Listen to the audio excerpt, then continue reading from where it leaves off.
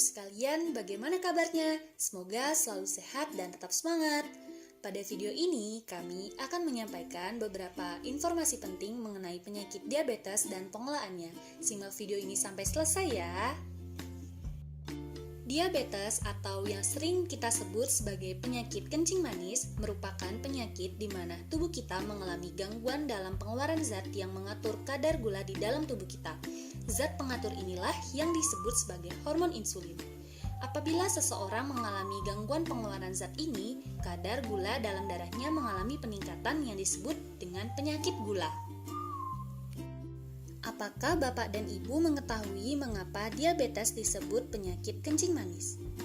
Karena seseorang dengan diabetes, air seninya atau urinnya mengandung gula.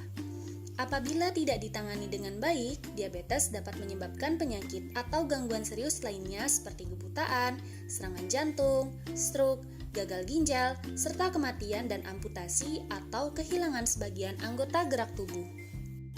Diabetes juga dapat disebabkan oleh keturunan, obesitas, atau berat badan yang sangat berlebih. Hal ini muncul apabila kita mengkonsumsi gula berlebihan serta kurangnya melakukan aktivitas fisik atau olahraga. Nah, untuk mencegah diabetes, kita perlu mengetahui informasi terkait proses atau perjalanan penyakit untuk mengenal penyakitnya. Kemudian, kita perlu mengetahui penanganan dengan baik serta menjalankan terapi dengan tepat. Nah, salah satu yang perlu diperhatikan oleh penderita diabetes adalah pola makan. Bapak Ibu tetap bisa makan lengkap loh 3 kali sehari dan cemilan 3 kali sehari. Hanya saja yang perlu diperhatikan adalah pengaturan komponen makanannya.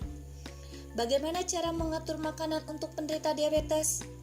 Bapak Ibu bisa menggunakan metode piring diabetes. Dengan metode piring diabetes, Bapak Ibu bisa memperkirakan komposisi makanan yang baik untuk Bapak Ibu. Bagaimana caranya? Yuk disimak! Bapak Ibu siapkan piring yang berukuran sedang yang digunakan pada saat makan sehari-hari.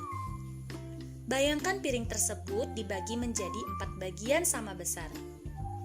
Dalam satu piring makanan harus terdiri dari makanan yang mengandung karbohidrat, protein, serta sayuran. Dari ketiga komponen makanan tersebut, yang paling banyak porsinya adalah sayuran.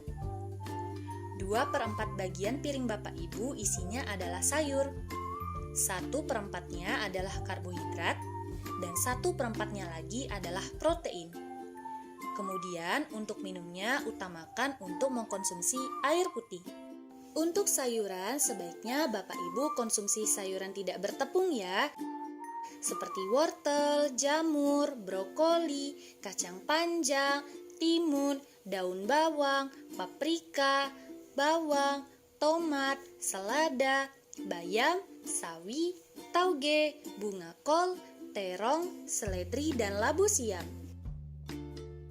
Untuk makanan sumber karbohidrat, contohnya seperti biji-bijian utuh, seperti beras merah, oats atau oatmeal, popcorn, produk gandum utuh seperti roti dan pasta.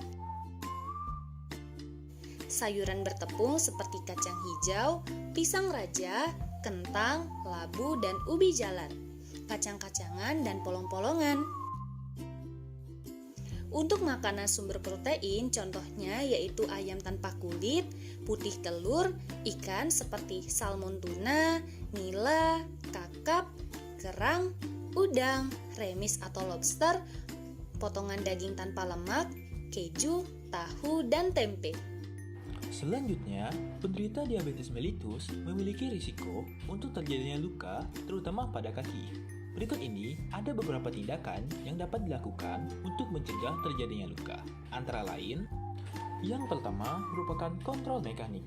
Kontrol mekanik merupakan menggunakan alas kaki yang tepat yang disesuaikan dengan ukuran kaki, tidak terlalu kendor atau sempit.